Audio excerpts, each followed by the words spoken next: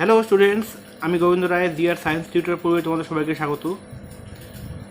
আজকে আমি মাধ্যমিক প্রস্তুতি 2023 সাবজেক্ট লাইফ সায়েন্স চ্যাপ্টার 2 জীবনের প্রবহমানতা শর্ট অ্যান্সার টাইপ কোশ্চেন্স এবং তার উত্তর নিয়ে আলোচনা করব।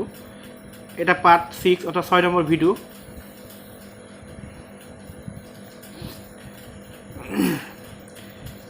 নিচে সম্পর্কযুক্ত শব্দ জোট দেওয়া আছে। প্রথম জোটটি সম্পর্ক বুঝে দ্বিতীয় জোটটির শূন্যস্থানে উপযুক্ত শব্দ বসাও। তো স্টুডেন্টস, এই ধরনের প্রশ্ন এই অধ্যায় থেকে একটা থাকবেই। তোমরা এখানে 25টি প্রশ্ন আলোচনা করা হবে। এই 25টি প্রশ্নের মধ্যে তোমরা একটা প্রশ্ন অবশ্যই কমন পাবে। তো 1 নম্বর প্রশ্ন বলা আছে, দেখো এখানে বলা আছে যে নিচে সম্পর্কযুক্ত শব্দ জোট দেওয়া আছে। তো প্রথম জোটটির সম্পর্ক বুঝে দ্বিতীয় জোটটির শূন্যস্থানে উপযুক্ত শব্দ বসাও। 1 নম্বর প্রশ্ন, অ্যানাফেজের সাথে সম্পর্কিত ক্রোমাটিড বা ক্রোমোজোমের মেরুবর্তী চলন। তো ড্যাশ ইস টু বেমতন্তু গঠনের সমাপ্তি। তো এখানে এই ড্যাশে কী হবে, মানে বেমতন্তুর গঠনের সমাপ্তির সঙ্গে কোন বিষয়টা সম্পর্কিত? এটা মেটাফেজ। এখানে অ্যান্সার হবে তাহলে কি metaphase.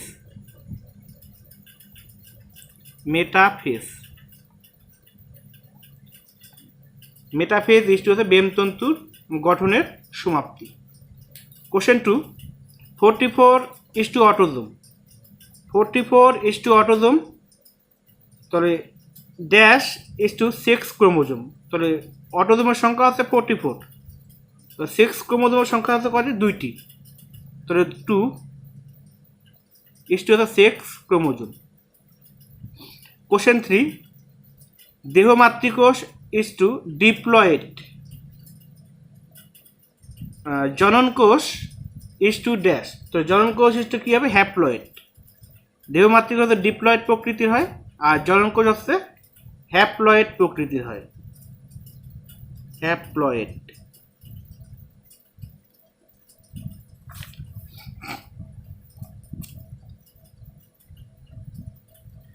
Question 4, adenine is to purine dash is to pyrimidine. তাহলে অ্যাডিনিনের সঙ্গে পিউরিন সম্পর্কযুক্ত। অ্যাডিনিনের সঙ্গে যদি পিউরিন সম্পর্কযুক্ত হয়, তো ড্যাশের সঙ্গে পিরিমিডিনের সঙ্গে কোনটা সম্পর্ক? পিরিমিডিনের সঙ্গে হয়তো থাইমিন বা সাইটোসিনের সম্পর্ক। তো অ্যাডেনিন, উত্তর হবে অ্যাডেনিন।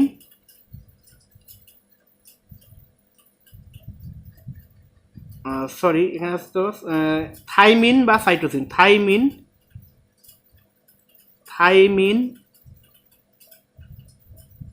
ইস টু হচ্ছে pyrimidine. Thymine is to pyrimidine.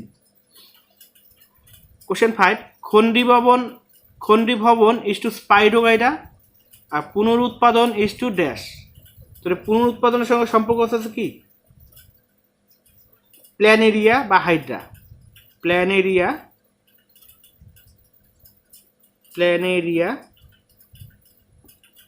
অথবা হাইড্রা, যে কোনো একটা লিখবে, Hydra. Question 6, anaphase is to ক্রোমাটিডের মেরুবর্তী চলন ড্যাশ ইস টু ক্রোমোজোমের বিষুব অঞ্চল বরাবর নির্দিষ্ট নিয়মে সজ্জা। তবে অ্যান্সার হবে মেটাফেজ। ড্যাশ হবে মেটাফেজ। মেটাফেজ দশায় ক্রোমোজোমের বিষুব অঞ্চল বরাবর নির্দিষ্ট নিয়মে সজ্জা হয়।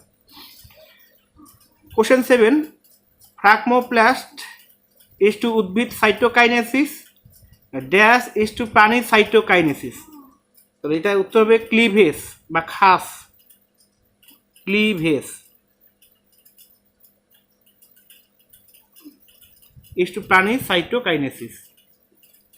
কোশ্চেন 8, কান্ডস মুকুল ইস টু কচুরিপানা, পত্রস মুকুল ইস টু ড্যাশ। পত্রস মুকুল আছে তোমার পাথরকুচি। পত্রস মুকুলের সঙ্গে সম্পর্ক পাথরকুচি।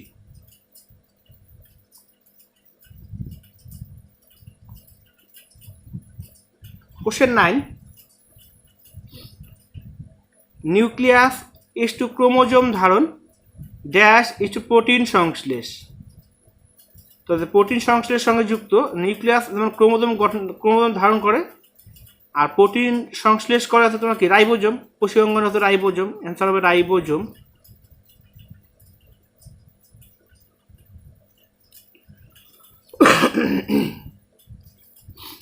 কোশ্চেন 10, সেন্ট্রোমিয়ার ইজ টু ক্রোমোজোমের দুই বাহুর সংযুক্তি,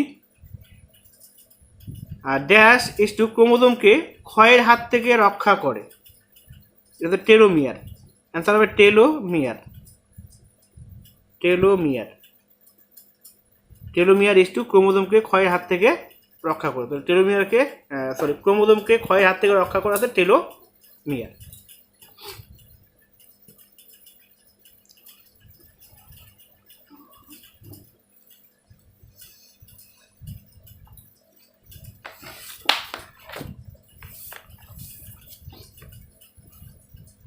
কোশ্চেন 11, বায়ু পরাগী পুষ্প ইজ টু ভুট্টা, পতঙ্গ পরাগী পুষ্প ইজ টু ড্যাশ। তাহলে পতঙ্গ পরাগী পুষ্প হচ্ছে কি আম, বায়ু পরাগী পুষ্প যেমন ভুট্টা, তাহলে পতঙ্গ পরাগী পুষ্প হচ্ছে কি আম, অ্যান্সার হবে আম। কোশ্চেন 12, রেণু উৎপাদন ইজ টু ছত্রাক, ড্যাশ ইজ টু স্পাইরোগাইরা। তো স্পাইরোগাইরা তো খণ্ডীভবন প্রক্রিয়ায় অঙ্গোৎগমন সম্পন্ন করে, তো এখানে স্পাইরোগাইরা তো খণ্ডীভবন, খণ্ডীভবন। ছত্রাক হচ্ছে রেণু উৎপাদনের মাধ্যমে অদনোদনন সম্পন্ন করে, আর স্পাইরোগাইরা হচ্ছে খণ্ডীভবনের মাধ্যমে অদনোদনন সম্পন্ন করে। কোশ্চেন 13, মাইটোসিস ইজ টু ভ্রূণ মুকুল, মাইটোসিস ইজ টু ভ্রূণ মুকুল, ড্যাশ ইজ টু প্রাথমিক স্পার্মাটোসাইট। তাহলে মিওসিস, মিওসিস ইজ টু প্রাথমিক স্পার্মাটোসাইট, এখানে মিওসিস, অ্যান্সার হবে মিওসিস।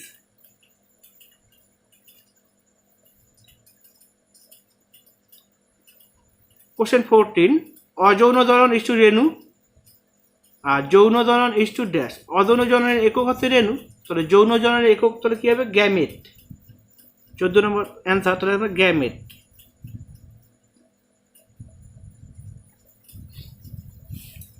কোশ্চেন 15, কোষপাত ইজ টু উদ্ভিদ কোষ, ড্যাশ ইজ টু প্রাণী কোষ। তাহলে ড্যাশ ইজ টু প্রাণী কোষ, তাহলে এখানে তাহলে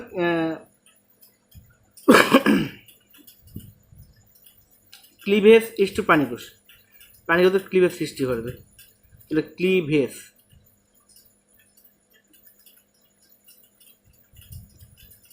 উদ্ভিদ কোষের সঙ্গে সম্পর্কযুক্ত হচ্ছে কোষপাত, তাহলে প্রাণী কোষের সঙ্গে সম্পর্কযুক্ত হচ্ছে কি cleavage. Question 16, mitosis is to ভ্রূণমূল, ড্যাশ ইজ টু রেণু মাতৃকোষ। তো রেণু মাতৃকোষের অর্থাৎ মিওসিস।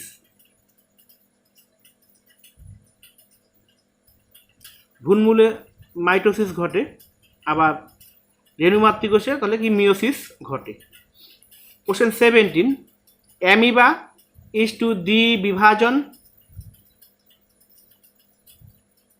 ড্যাশ ইজ টু বহু বিভাজন। তাহলে অ্যামিবা হচ্ছে দ্বিবিভাজন পদ্ধতিতে অদনোদন সম্পন্ন করে, তাহলে বহু বিভাজন পদ্ধতিতে সম্পন্ন করে আমাকে উদ্ভিদ প্লাজমোডিয়াম, প্লাজমোডিয়াম।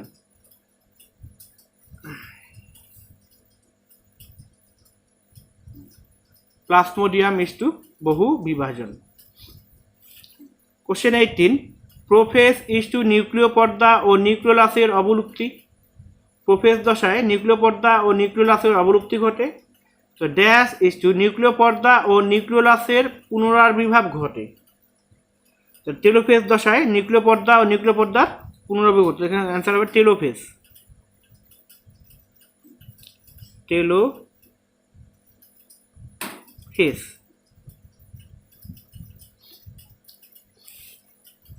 কোশ্চেন 19, অযৌন জনন ইজ টু রেণু, রেণু উৎপাদনের মাধ্যমে অদনোদন সম্পন্ন হয়, তো যৌন জনন ইজ টু তাহলে হচ্ছে গ্যামেট, গ্যামেট উৎপাদনের মাধ্যমে যৌন জনন সম্পন্ন হয়, গ্যামেট।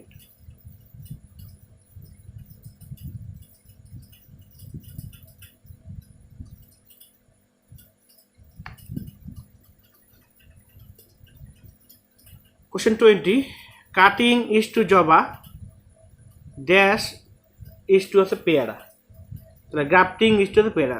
জবা হচ্ছে কাটিং পদ্ধতিতে জনন সম্পন্ন করে, আর পেয়ারা আছে তাহলে কি হবে গ্রাফটিং। গ্রাফটিং ইজ টু পেয়ারা। কোশ্চেন 21, খন্ডীভবন ইজ টু স্পাইরোগাইরা, কোরকোদ্গম ইজ টু ড্যাশ। তাহলে কোরকোদ্গম ইজ টু হচ্ছে হাইড্রা। হাইড্রা।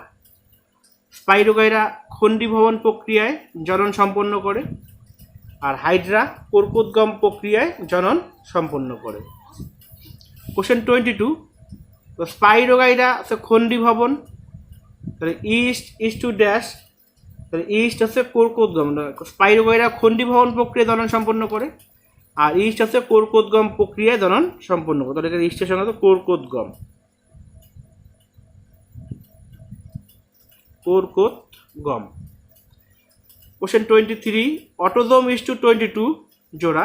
অটোজোম হচ্ছে 22 জোড়া। অটোজোম হচ্ছে 22 জোড়া, আর সেক্স ক্রোমোজোম হচ্ছে 2টি, অর্থাৎ 1 জোড়া। তাহলে এখানে হবে 1 জোড়া। কোশ্চেন 24, উদ্ভিদ কোষের মাইটোসিস ইজ টু অ্যানাস্ট্রাল, প্রাণী কোষের মাইটোসিস ইজ টু ড্যাশ। প্রাণী কোষের মাইটোসিস ইজ টু হচ্ছে কি অ্যাস্ট্রাল। উদ্ভিদ কোষের মাইটোসিস অ্যানাস্ট্রাল, আর প্রাণী কোষের মাইটোসিস হচ্ছে কি অ্যানাস্ট্রাল, সরি অ্যাস্ট্রাল। সরজফলা আকার দন্ত সরজফলা আকার অ্যাস্ট্রাল। 25, কোশ্চেন 25, জোর কলম ইজ টু আম, ড্যাশ ইজ টু জবা। তাহলে কাটিং, জোর কলম হচ্ছে আম। আম হচ্ছে জোর কলম পদ্ধতিতে জনন সম্পন্ন জনন বংশবিস্তার করতে পারে, বা জবা আছে তোমার হচ্ছে কাটিং পদ্ধতিতে। কাটিং। তো স্টুডেন্টস, আজকে এ পর্যন্তই। তোমরা যারা চ্যানেলটি সাবস্ক্রাইব করো অবশ্যই চ্যানেলটি সাবস্ক্রাইব করবে এবং পাশে থাকা বেল আইকনটি অন করে রাখবে, যাতে পরবর্তী ভিডিও আপডেটগুলো সবার আগে পাও। আর ভিডিওটি ভালো লাগলে অবশ্যই লাইক, কমেন্ট ও শেয়ার করবে।